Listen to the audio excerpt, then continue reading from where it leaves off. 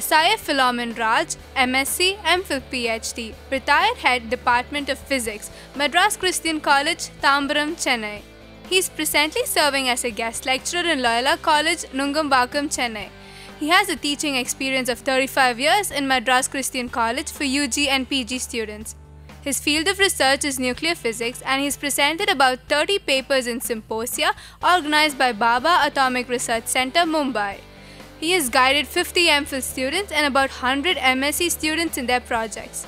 He has authored practical physics books for MSc and BSc courses.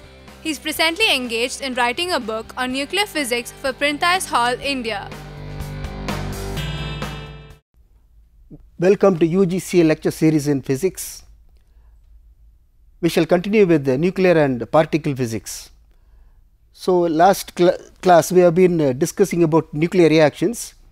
Now, we will proceed further to discuss nuclear reaction rate and what do you mean by Q value of reaction, how to estimate that, and what is the importance of Q value, and we will discuss types of fission. So, for the reaction rate, we will just work out a problem to show how it is important. So, already we need to remember that geometrical cross section is pi r squared. So, based on that we are going to work out a problem.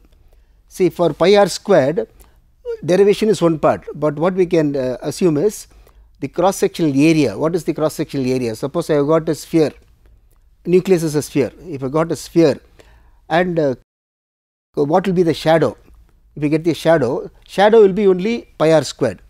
The nucleus is spherical, but the shadow will be circular. So, the circular radius will be pi r squared. So, it is also called shadow cross section or geometrical cross section. So, it is equal to pi r squared. Each nucleus is presenting an area of pi r squared towards incident particle. So, based on that we will work out a problem. A high energy neutron beam of flux 312 barns per second bombards Xc126 nucleus for production of radioisotopes, maybe for medical purpose, etc. We are assuming that R naught radius constant is 1.2 Fermi. We are asked to estimate the rate at which nuclear reaction will take place.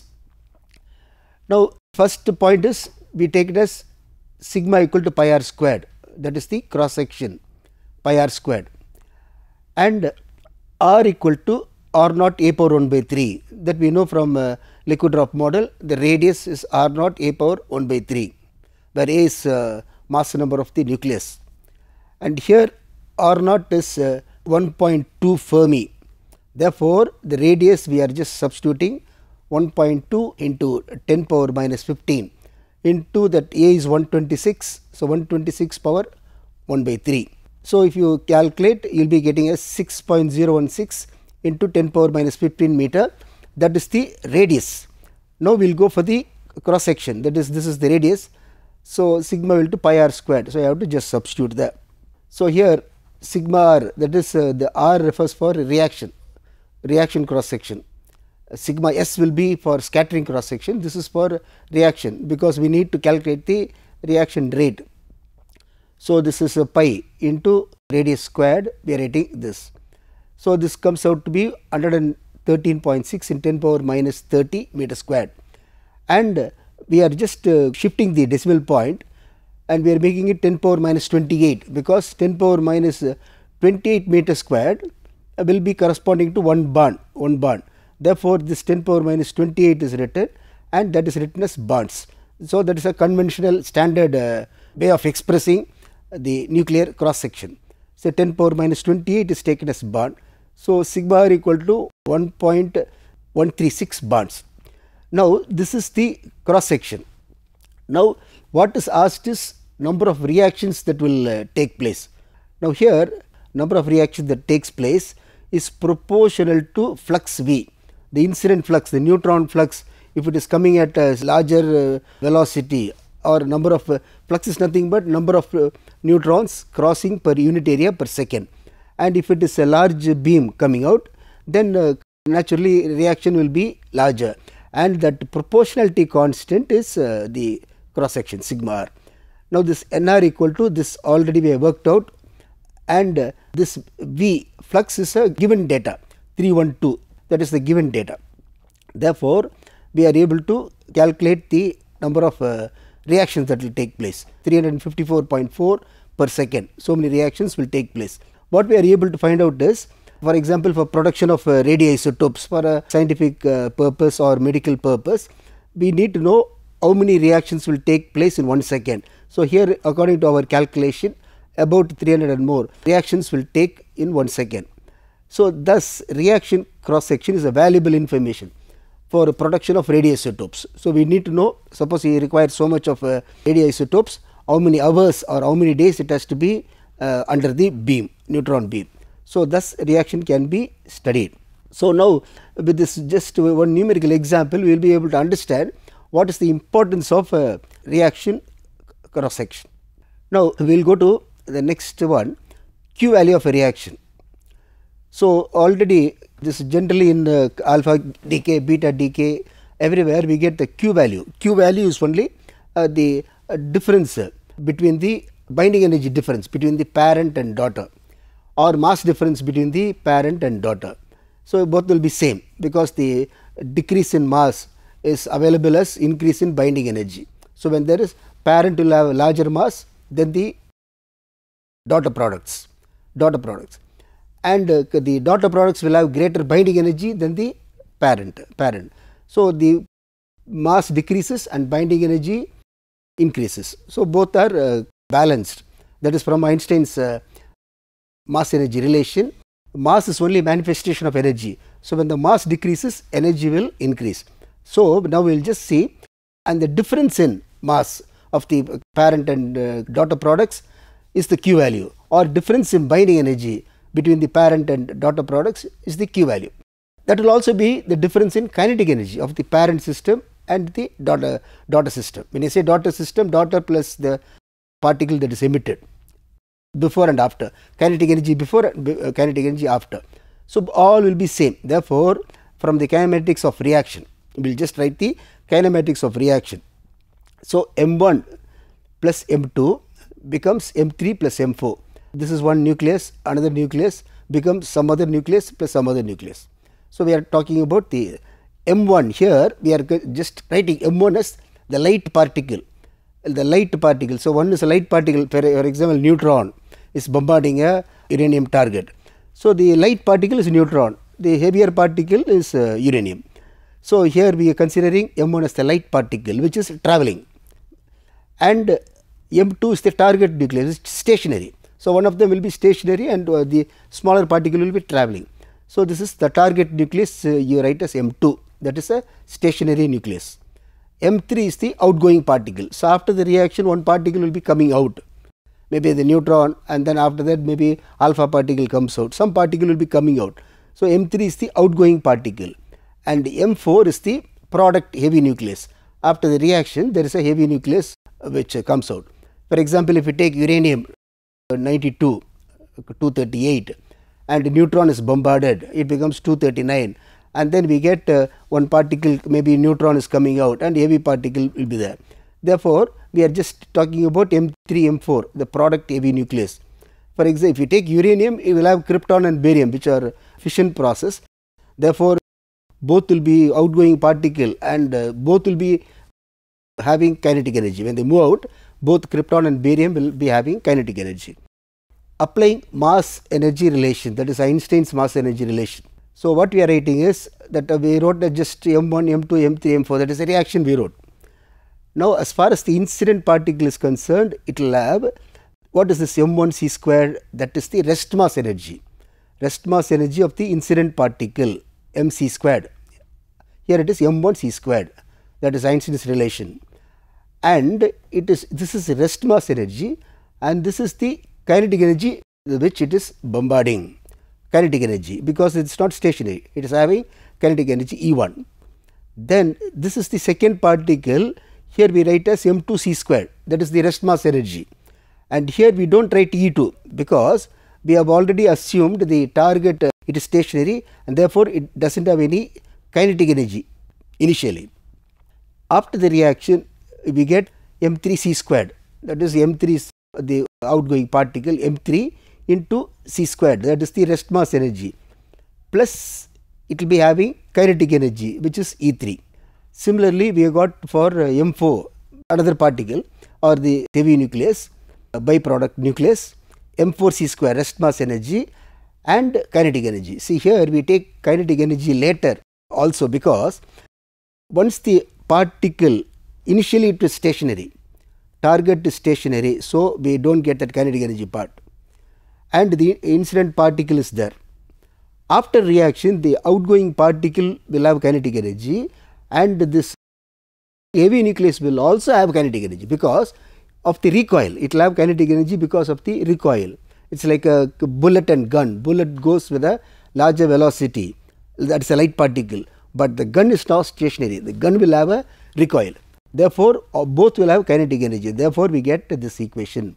Now, after that is only simplification.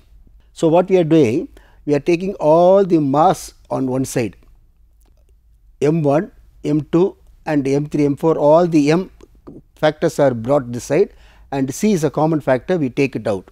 So, we get m1 plus m2 minus m3 plus m4 into c squared, that will be equal to all that kinetic energy we are taking to the right side, E3 plus E4 minus E1, that is it.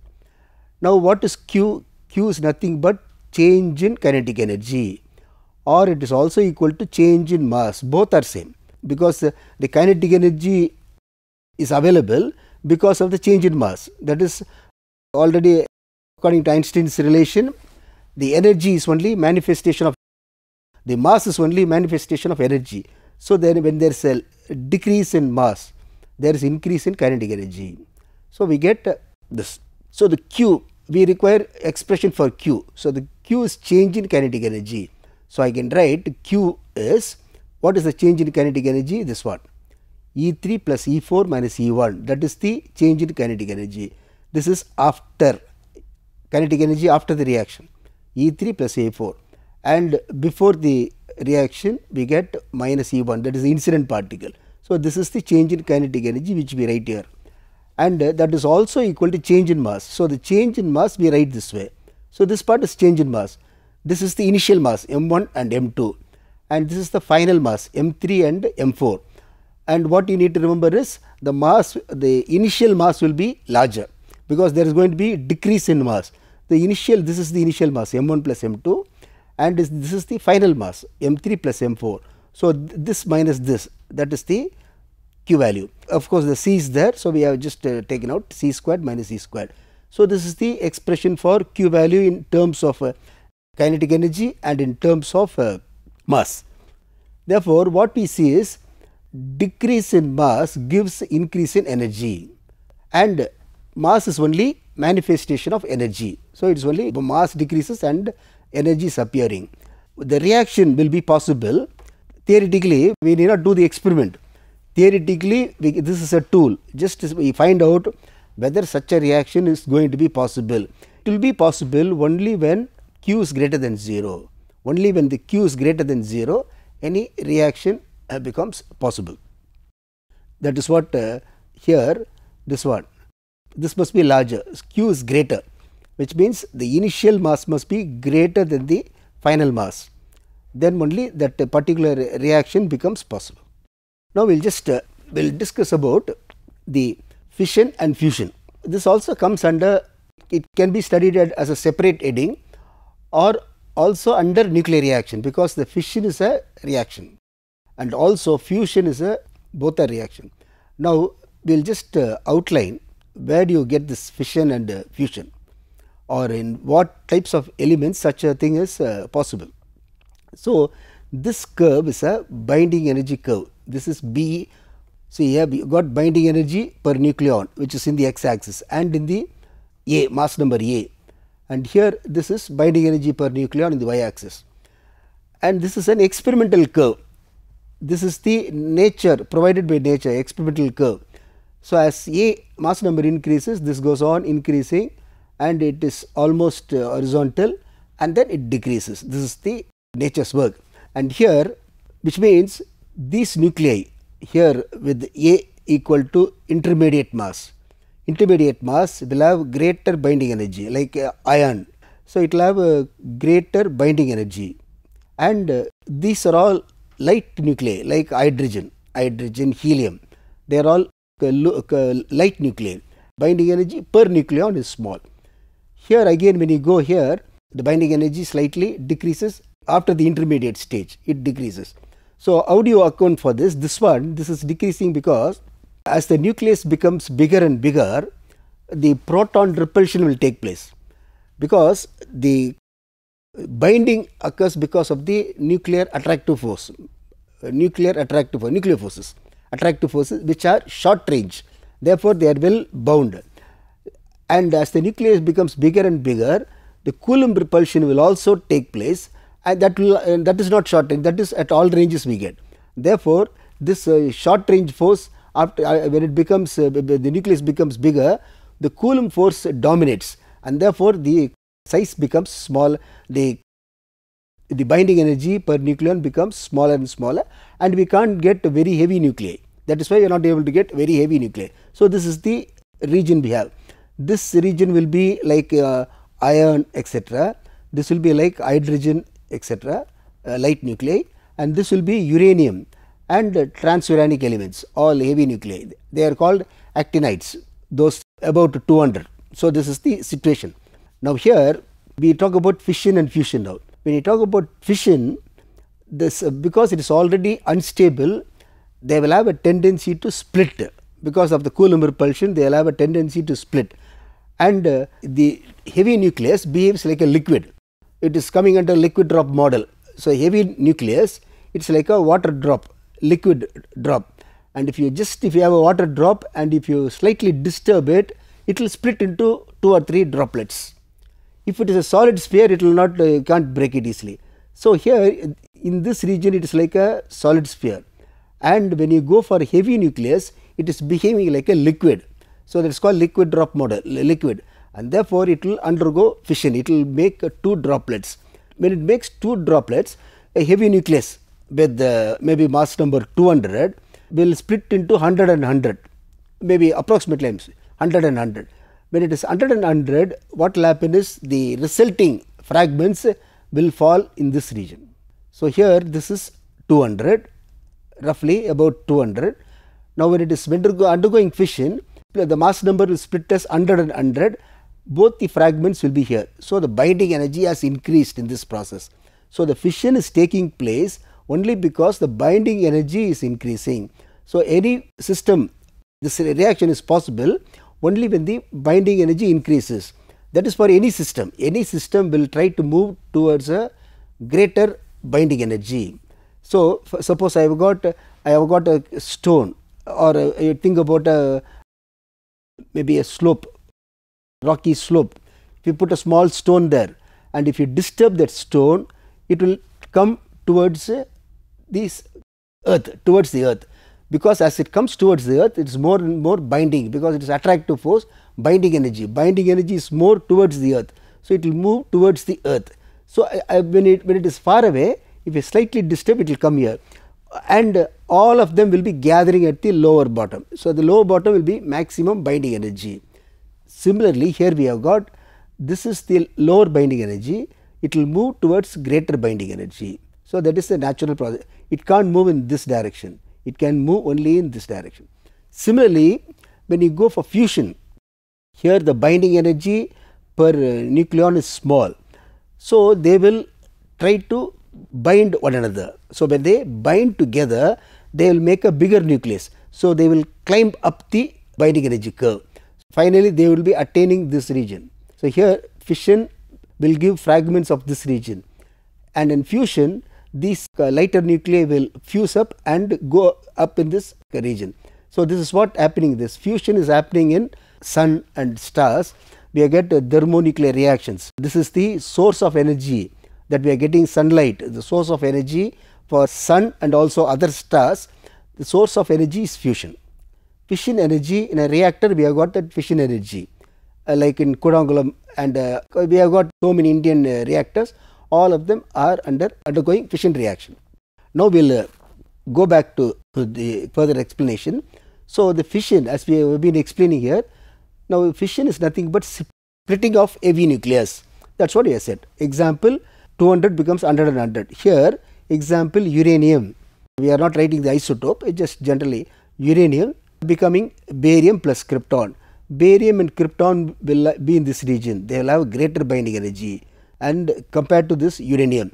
So there is a increase in binding energy, and therefore as a result we will have energy release. So that decrease in mass, increase in binding energy. So that will give you a energy release. So you have to write as plus energy, some energy will be there. Now what are the types of fission? First going into fission, then we will go to fusion. One fission is called spontaneous. As the word says, there is no need for extra by itself. Spontaneous is by itself, happening by itself is spontaneous. So that is called spontaneous fission. Other one is induced fission. So you have to trigger it in order that fission occurs. So here induced fission, it is induced, spontaneous, it happens by itself.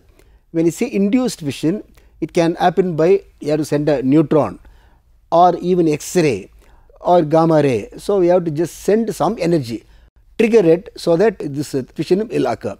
So one is spontaneous, the other one is induced. So when do you get the spontaneous fission? That is without giving any energy. Energy, it goes by itself. We find that in the periodic table, if you take, we have got from hydrogen, we have got the periodic table Z equal to 92, 93, etc. Now Z equal to 92 is the uranium. Up to that we have a nature. After 92, 93, 94, 95, 94 for example is plutonium. Those and Z equal to 100 is fermium. Those elements are not existing naturally. They are only byproducts of nuclear reactions. Byproducts they will. So what will happen? Up to 92 we have got existing. If you take more than 92, it will undergo fission spontaneously and therefore they are not existing. For example, fermium 100, if it is produced, it will without giving any energy, it will undergo fission spontaneously because it is unstable spontaneously. Similarly 93, if you take neptunium 93, that also it will undergo fission spontaneously. That is why we do not have neptunium in the, if you remember, we had that radioactive series, the neptunium is called missing series. If you take 92, it is stable, it is available in nature, and that is the most unstable element available in nature. It is like it is on the rock, it is at a crucial point. Any disturbance, it is ready to come down, the stone will be coming down. So it requires some disturbance, small disturbance. That disturbance is called induced fission. So this is for all transuranic elements, and this is uranium and maybe thorium, slightly less than uranium also. And we will be getting induced for thorium has got Z equal 90, or you take uranium 92. These things are critical. Therefore we have to give some energy. Whereas if you take fermium Z equal to 100, it will undergo fission spontaneously. Now as we are just telling what is the energy to be given, that is called critical energy. What is critical energy? Critical energy we denote as EC, E suffix C, critical energy. That is the energy required to initiate fission in a nucleus. What is the energy required to initiate fission?